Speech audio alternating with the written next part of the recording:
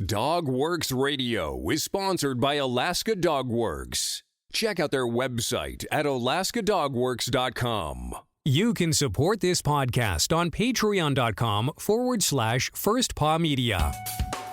From First Paw Media, sponsored by First Paw Coffee Company, this is the Dog Driver Show. Visit our website at dogworksradio.com. Now here are your hosts, Robert Forto and Kourosh Partow.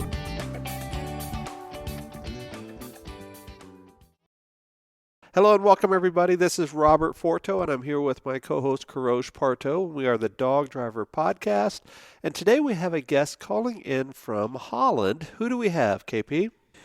We have someone who is specialized in a monosport in Holland. I believe that's our third interview in Holland too. We have Kika Elfers from Holland calling us, and she's been involved in the sled dog sport and monosport for years, and with GSP and Greysters, and it's going to be fun because we're going to be chatting about monosport in general. Kika, welcome to the show, and tell our listeners who you are and what are you all about. Well, my name is Kika Elfers. I'm just about over 50 years old, and my husband is doing the monosport, like Kourosh, biking, and dog scooter since 2012, I think. So that's how we started, and that's what we are doing, and that became our lifestyle. That's basically how we are, who we are. How did you start? Well, one of our best friends started a Kourosh club in Holland for monosport. So that's the only official club in Holland for monosport. So it's not with there are more musher clubs here in Holland, but there's only one monosport club. And she started it, and that started in also 2012, and she infected us. Rob was has always been a very sporty guy, and he did a lot of running, and she said, well, try to run with my dog, and it was a female GSP, and I think he never had so much muscle aches the day after, and he was sold. That's it. So that's how he started.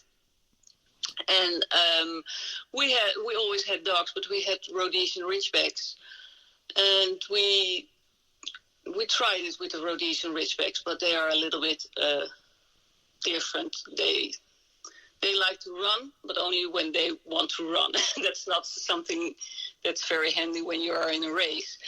So then we were searching for a purpose-bred dog, and then we came to the Greysters.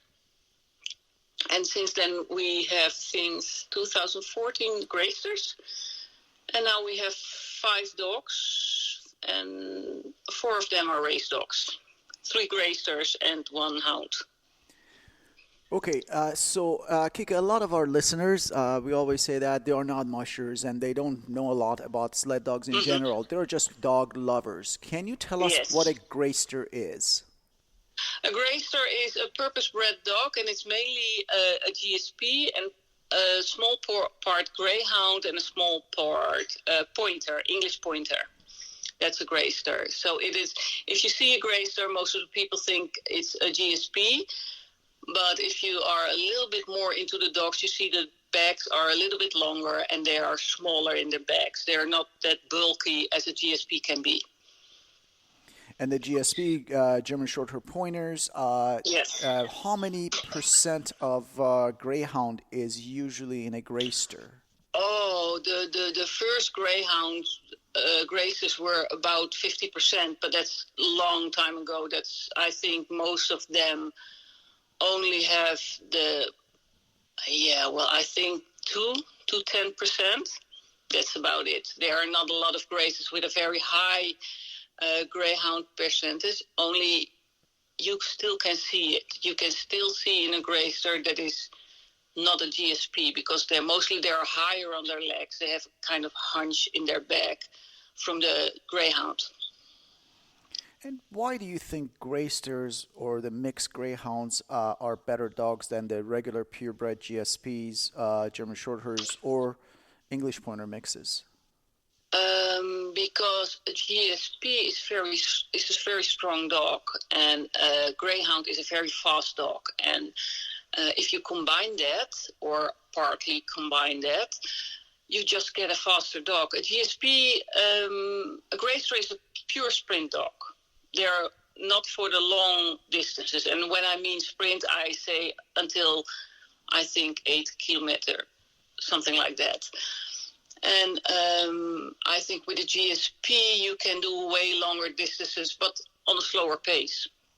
And Greysters are just sprinters. They just go. So the typical purpose-bred animal athlete, like you said, is a purpose-bred animal specifically for the shorter distance, more of an explosive sport. And you mentioned your husband, Rob, races and in monosport, different disciplines. Yes. Tell me about your season. How do you organize your season between scooter, bike touring, dry land, ski touring? Well, about ski touring, we only wish we could ski tour here, but we are in Holland and there is not a lot of snow to ski tour, so we cannot do that here. We try to go abroad to do that, but due to work schedules, that's not always possible. And well, we know about COVID last 2 years, not possible either. My husband is a pretty good skier from back in the days when he was in the army. So he can ski tour, also behind a dog, of course. But mostly it is dry land. So he is a canicrosser, but mostly a biker. And we train about all year round. Sometimes the dogs have a few weeks harness rest, but mostly due to the weather, it's too warm. But we can train all year round. And that's what we do. And then we race here in Holland and in the rest of Europe. So last time we talked to someone in Holland, they said, of course, it's a small country and it's very congested with the population, with people around you. How do you cope with having neighbors close, dogs barking, running around and all of that? I mentioned it. It became our lifestyle. So yes, we were living in a smaller community in the city till 2 years ago, and then with 5 dogs, or back then it were 4 dogs. Our dogs do not bark. Our dogs live indoors. They're just house dogs. About 23 hours a day, they're just house dogs, and about an hour a day, they need to be focused on the purpose they have. And it's not on a daily basis, of course, but that's what I try to explain to people. So mostly they're house dogs. And no, we don't have barking house dogs all day long, so they can live in the city. But we did move, and we live now in a house with our backyard is in the woods. So that is also a big plus. But yeah, we are in Holland. There are a lot of people they want to use the woods, and we have a lot of restrictions here in Holland, and they're not always very keen on us roaming through the woods, because it is fast. With bike touring, the pace is very fast, and so you have to be very careful with people that have off-leash dogs on places where it's not allowed, and we only train in places where the dogs need to be on leash. But yeah, people, a lot of dogs just roaming around are not very good listeners. And yeah, you always have to be very careful with that. And we have to share the woods with mountain bikers. Of course, people that just having a good time in the woods, horses, everything. We just have to share. And we can train here in this part of Holland easy, but they also told us already, don't think you can race here. We cannot organize a race here. Why they not? just don't allow it because of the wildlife. We have a lot of wildlife, a lot of deers, a lot of boars, birds, whatever, everything that lives in the woods, and they are very keen on protecting that. And they think that our sports ruins it. I have another opinion about that, but yeah, well, we have to do it. So it's very What they say. political. Sorry? It's very political. Yes. For us, it is. But on the other hand, I do understand because, how do I say that? There are a lot of dogs that are not listening very well. So they start to hunt wildlife. And that's what the watchers in the woods see and hear. And yeah, they generalize. They just put it on one big pile. So, and it is difficult. And when you are just walking in the woods on your Sunday and you're just not paying attention, and somebody flies by with a bike and a dog, they get scared. Mm-hmm. And not everybody pays very good attention. Like my husband Rob always announce when he's coming. He always looks very far up front if there are not people, if there are not dogs. But not everybody does that. And people like to complain. So it's not always very easy. But it is what it is, and we have to do it. And as I understood, a lot of places in Europe, it's just too small. And a lot of people do not understand these sports and say it's animal abuse or, well, I think most mushers know what people think of dogs that need to work. Mm-hmm. Some people have opinions about that, and that's not different here. Kika, are there a lot of monosport racers in Holland? Is it a fairly popular canine sport? It's becoming more and more popular. If I see our races, I think we have about 200 competitors per race, and that's in different disciplines. So it's canicross, it's a short distance, a longer distance, bike and dog scooter. So it's about 150, 200 people that do it, and some are on a higher level and some more on a recreational level. But yeah, it's becoming more and more popular here. Because people can do it with any type of dogs. It can be a German Shorthair, it can be a pointer. Yeah, it is. In monosport, it's very easy for people to do because if you like to run with your dog, a lot of people say, okay, we're going to run with our dogs, and then the dog is going to pull them, and then they say, oh, we're going to canicross. It is an easy thing to do because you don't need a lot of dogs for it. One dog is mostly enough. Kika, I have a question about that. You had said that there's 150 to 200 people per race, and yes. KP and I looked at ourselves, and we're lucky if we have 30 people in our race here at Dryland, and that's in all the classes put together. So out of that 150 to 200 people, how many are there just to have fun with their dog? Say, hey, I heard about this race and I have a golden retriever or whatever. I want to come out and run on a Saturday morning, compared to the people that are really, really into it, like your husband and those types of folks. What do you think the breakdown is? I think it's half. Half, okay. I think it's about half of the people you see in every race, or the races we like. Sometimes it's every year there will be races, and it's not always in different places. So if you have done a race 2-3 times in the same trail, we like other trails then, so we don't go to every race in Holland anymore. But yeah, I think it's half. There are people that only come to the races because it's close by, and there are people like us who just drive through complete Holland, and that's for you probably not a big distance, but yeah, within 200-250 kilometers you're through Holland. So yeah, for us, we just, when we say, oh, it's right next door, it's 400 miles, it's 600 kilometers. Well, it's right next door. I'm in France. Then I'm in France or on the other side of Germany. So you'll be in France.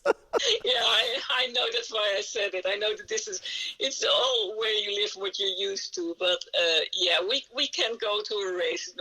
We start in the morning at 6 o'clock, and we are at home at 6 o'clock in the evening. Oh, that's great. Dutch time. That is great. Kika, tell me about your dogs. We talked about the sport. We talked about scooter canicross. Tell me about your dogs. Our dogs. Well, we have 3 Greysters. We have Titi. That's our first Greyster, and we bred her. And I have one daughter from her first litter, and a few years later she had another litter, and I kept a son. And now at this moment I have puppies from her daughter, and so we have now 15 dogs indoors. And we also have one hound. We call it here in the ESD an European sled dog, and she is coming from Lithuania. I don't know if I pronounce it right, but yeah, Lithuania. And she is our other race dog, but she's a different kind of race dog. She does exactly the same as the Gracers, but she's a little bit smaller, lighter and smaller. And they're our dogs, and they're in a range of almost 8 to, the youngest is almost 2. 8 to 2 years old. And what is the bloodline behind them? Who was the? Obviously, you produced some of them, but originally, where were they from?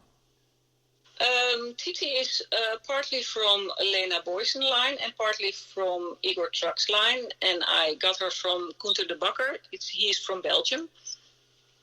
He bred her, and so she is from Lena line and Truck's line.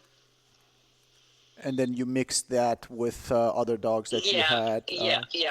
I mixed it with a complete different line from France. And in Lena lines, in my opinion, you have 2 lines, and her second litter was a different line from Lena. Do you consider do you consider them more of a family? You mentioned house dogs, but do you really consider them as a house dog, or they are more some athletes who live inside the house? They are athletes, and they live indoors, but it is for us, there are house dogs, but they are not only, they have a purpose, and so they can do basically whatever a house dog does, but they also need to train, and not just the fun round on or off leash. No, they have a thing to do. And they are pretty serious about that, because we are pretty serious about it. So we when we train, and they know that, and they work, and they just go. That's what they do. And no, so they're athletes in our home, but we don't have them in kennels outdoors because it's not necessary. We have a house that we can have them all inside, and they're not on our sofa, but that's more because we like our sofa to ourselves and not with 5 other dogs. And how do you, you have puppies right now, and they're growing. And how do you harness break them? How do you teach them to be a monosport athlete? Well, for me as a breeder, first thing is that I only breed with dogs that know from their heart what the meaning is. So I always say it's in their DNA. And every time we had a harness on our dogs, and it is with every dog that I know and that I bred, is when you put a harness, they just pull. So it's in there. But how do we harness break them? Well, we start at around 8 months. If the dog is physical, able to run normal and not with flapping legs all over the place. So they need to have a steady, balanced body. And we start with canicross. We never start with wheels. We always start with canicross, and with we say left and right. And I know in musher terms it's mostly G and haw. But we start with that the moment we put a leash on that, because you can learn that by walking. And the line out, I always start with that very early too, but I just put them on a fence and I line them out so they know what the meaning of line out is. And so that's how we start training them. And we always try to start training them without a hair, because for us it's very important to start alone. You just need to run, and you don't need a hair always to run behind or to chase or whatever. Because then you can have a problem where you need to start at first at a race. So always try to start them alone. What is the minimum age for dogs to race in your events in Holland? Well, we here have the ECF, and it's slightly different than the EFSS. The Canicross age at this moment, but there are voices to up that, but it's 12 months, and Biker is 18 months. But they are in the middle of trying to get the Canicross age to 18 months too. So, but yeah, you can raise your dog at 12 months with Canicross. You know, I see it on Facebook or sometimes different conversation with friends overseas in Europe. There's a lot of restrictions for a team, Canicross, 4-dog, doesn't matter, to go to a foreign country to race for vaccination, for all kind of age, passport, and all of that.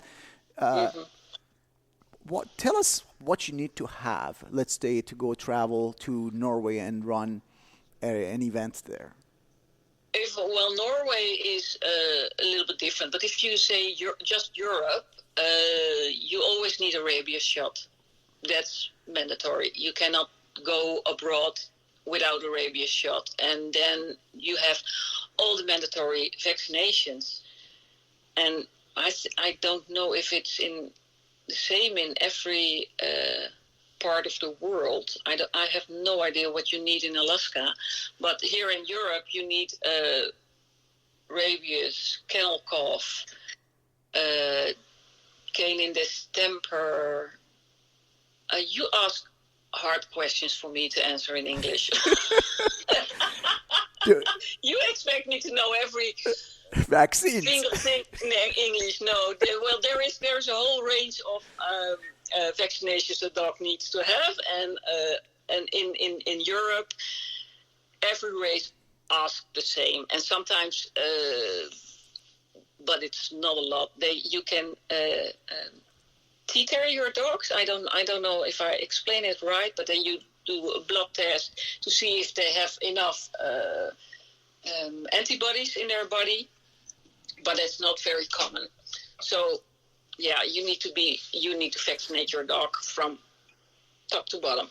And you have a passport for dogs, correct? Yes, but it is here in Holland. They love rules. They love new laws. So we even have new laws now since the 1st of November last year, and there are not a lot of people that know that, but if you breed dogs, you know that. So every dog here needs to have a microchip, and they need to have that within 6 weeks after they're born. And then they need a European passport, and then you get a whole range of vaccinations. They will need to have until 12 weeks, and then at 12, 13 weeks you can give the puppy a rabies vaccination, and then you have to wait for another 21 days, and then you can get your puppy abroad. A lot of restrictions. That, you cannot get your puppy abroad. A lot of restrictions, definitely, huh? So you cannot send the puppies abroad if they don't have all kind of certificates. The normal vaccinations are not mandatory just for traveling, but rabies is. Even for Belgium, and I live in Germany, so I live about 5 kilometers from Germany. But if I want, I cannot go with my puppies to Germany at this moment. They're not old enough. And they do not have rabies yet. So I need to wait until they are 12 weeks, get them their rabies shot, then wait for 21 days. And then, but for England, and of course England does not belong to the EU anymore, but if you go to England, you also need deworming. And it cannot be older than, I think, 5 days, 1 to 5 days, something like that. So everybody from the UK who comes to mainland, to Europe, for racing, when they go back, they always have to deworm their dogs. Interesting. Kika, I have one final question before we go today, and we've covered a lot on the show today, but I wanted to ask about the bikes that you guys use. You had mentioned that your husband really excels in bike joring. Over here in Alaska, more and more people are using the fat tire bikes for dry land because a lot of times our dry land is wetland because it's late fall. What do you guys use? What type of bicycle? It's mostly a mountain bike, and there you have a complete different range in types. It's a hardtail, it's a fully, I'm not a bike person. So there are so many things, but you never ever see a fat bike here in races. Oh. Because, no, that's not true. Sometimes you see it, but that's just because people have it and not in the top. People in the top do not use fat bikes because it makes you slower, because you have a lot of more traction. You have a lot of more traction. So it's not, and it's, of course we have here our dry wetlands too, but you have to suck it up. We had a European Championship in Belgium in 2019. Well, we were in a mud higher than our ankles. Yeah, well, that's it. Yeah. Do it with that, and not with a fat bike. No, nobody uses fat bikes in the races, and especially not when it comes to championships, whether it's national or European. I haven't seen it here in the European or World Championships dryland in Europe. Well, KP, I think the quote from this show is "You have to suck it up." I like it. I like that. Thank you very much, Kika. Finish this up, Okay. KP. Thank you very much for having me. Kika, thank you so much for being with us. We'll say hi to Rob, and looking forward to see your top results again, and have fun with the puppies. Okay, thank you very much. Bye-bye. Bye. On behalf of our guest today and my co-host, this is Robert for the Dog Driver Podcast. We will see you guys next time. Goodbye. From First Paw Media, this is the Dog Driver Show. We hope you enjoyed this podcast, and we invite you to subscribe in Apple Podcasts, Spotify, Stitcher, or wherever you get your podcasts. You'll find a link on the episode notes. You can tap or swipe on the episode cover art, and you can see some offers from our sponsors. You can support our show by supporting them. If you like what you have heard, we would love it if you could give us a 5-star rating and tell your friends how to subscribe too. Your hosts are Robert Forto and Kourosh Partow. Our producer is Robert Forto and created for First Paw Media.